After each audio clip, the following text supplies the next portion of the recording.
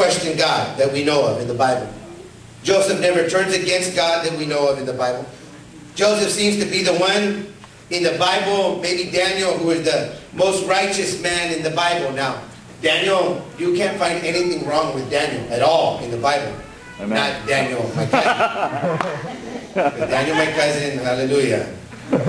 But Daniel in the Bible, it's hard to find anything wrong with him. Now Joseph, on the other hand, you could say he was at the wrong place at the wrong time, that he shared a dream with his brothers that was just egging him on, maybe he should have. But for the most part, he's a righteous guy. He's one of the most righteous guys in the Bible. Joseph is an example to us of what overcoming setbacks in our lives can be like. Many of us will suffer setbacks in this life. Many of us will go through things. Many of us will suffer things. And I want you to know this morning that you can look at Joseph as an example of how to overcome these things, how to not suffer with these issues in this life. Am I able to move around, or I got to stand right here? When I preached this 10 years ago, I came to a church that was tore up from the floor up. This church, and I didn't preach this then, I wouldn't have said that 10 years ago. But the balcony where there's 3 or 4 families sitting at today, hiding behind a picture, or a paper, I don't know where we're supposed to put that, Lord, but thank you. Ray said he did that. Yeah. So, you helped him? All right. The balcony, you guys, was a storage when I got here. They only had a piano, and the first time I played it, a mouse ran around in the piano.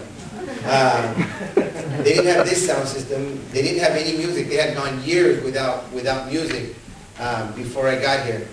They did a meeting with me in the fireside room to interview me, the board.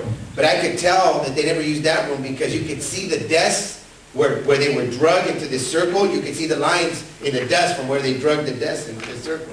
And then there was 2 people on the board that I could tell probably weren't on the board, but they were just put there so they could look important or look organized. I remember seeing the church and thinking, wow, the outside looks really nice and the inside was just dated. There used to be a 3-stage here. There was like a 3-step here. There was paneling on this wall. They were using an overhead projector. At that time they weren't. They had these little binders with the songs in them. And the church was I felt at that time when I preached this sermon that now I had already came prepared with this sermon. And you guys need to know this. Whenever you get a guest speaker in a church, he's got a good sermon that he's preached everywhere else. So they usually pull that sermon out. And people hear that and say, man, that guy's a great preacher. Yeah, 1 sermon a year.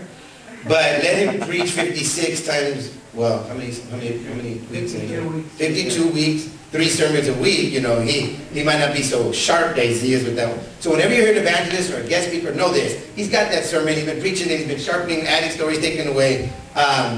So I brought one of those sermons. I brought what I thought was my best sermon to preach at the church. But it was a church that was going through some difficulties and might have questioned God.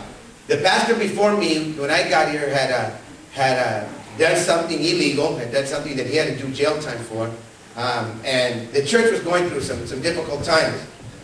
So in the middle of those difficult times, they had actually went 3 years without a pastor. They had that guy for maybe a month or 2. They might have began questioning themselves. So I preached to some of them, are we supposed to question God or can we question God? And who are we to question God? So here we are 10 years later. The same sermon does not apply to the church, but maybe applies to you in your personal life. Maybe you're going through things right now. Maybe you've lost a house. Maybe you've lost a job. Maybe you've lost a child. Maybe you've lost a loved one, a friend that you cared about. Maybe you're sick. Maybe you've been diagnosed with something that's tragic. Well, are you able to question God in this?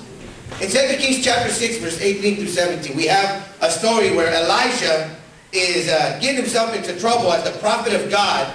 He is the prophet of God. He's getting himself into trouble because he keeps telling the people of God where the enemy is going to be at. So let's just follow me through the story. In 2 Kings chapter 6, verse 8 through 17, God intervenes. This is verse 8 of 2 Kings chapter 6, verse 8. Now the king of Aram was at war with Israel. After conferring with his officers, he said, I will set up my camp in such and such a place. So what the king does is he tells his military commanders, we're going to set up an ambush at such and such a place so when Israel comes by, we can take them out. Verse 9 says, the man of God sent word to the king of Israel. So the enemy is planning to attack Israel. Elisha, God tells them where they're at. So Elisha sends a message to the people of God, to their king. He says, beware of passing that place because the Arameans are going down there. So the king of Israel checked on that place indicated by the man of God. Time and again, Elisha warned the king so that he was on his guard in such places. Now, what would happen is God would tell Elisha, hey, Elisha, you need to let the people of God know the enemy's going to attack them at such and such a place. So the king of Israel was able to avoid those places or to be prepared. So the Arameans start to get upset. It says in verse 10, it says in verse 11 that this enraged the king of Aram. He summoned his officers and he demanded of them, will you not tell me which one of us is on the side of the king of Israel? Now, the king of Aram is very upset. He said, I'm only telling my officers. And then my officers are then going, it must be one of them that's telling Israel where we're going. So he has this big old boardroom. I want you to imagine the war room. And they're sitting there and they have their little maps and their little soldiers in there. And he tells these commanders, these officers, who of you is telling the enemy what we're going to do? Now, these officers are standing around in a circle. They're probably looking at each other. They probably, was it me? Maybe it was him. Was it this guy? Who was it? Who was it that was doing this? Verse 12 says, one of them spoke up and he said, none of us, my lord the king.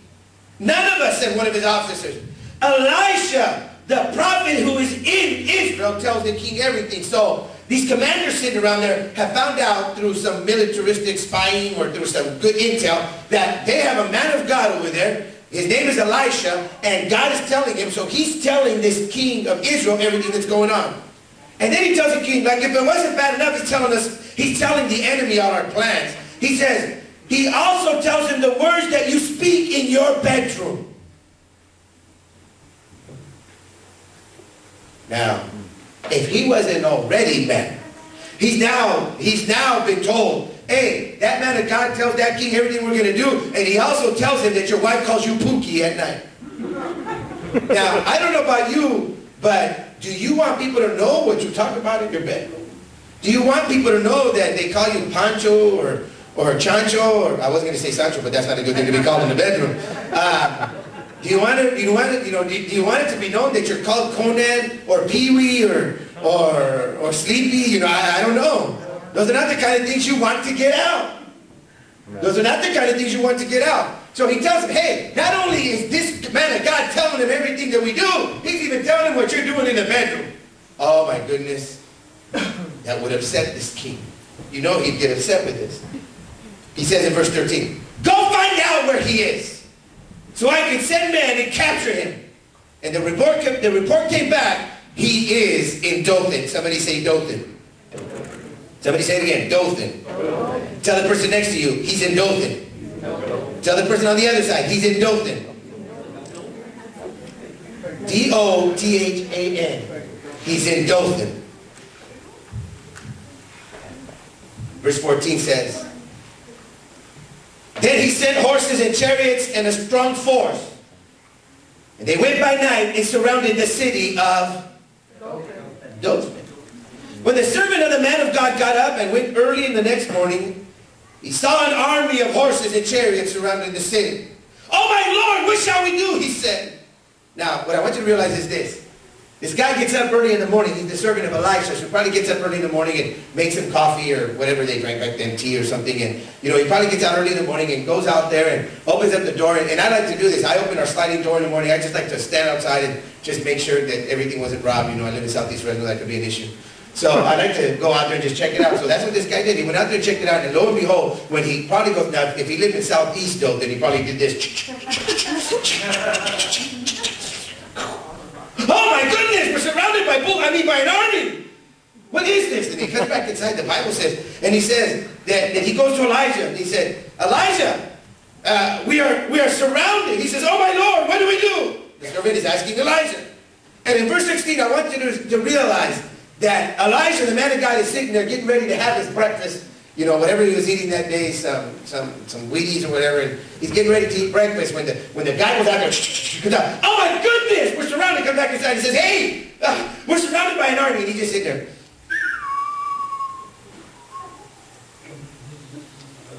Don't be scared. And that's so cool, the man of God. Don't be afraid. And what's interesting is, when some of us get bad news, we're more scandalous than the person giving us the bad news. I don't know what kind of God you serve, but what news should you get that should rock your faith? Is there any news that you get that should bring your life to the whole?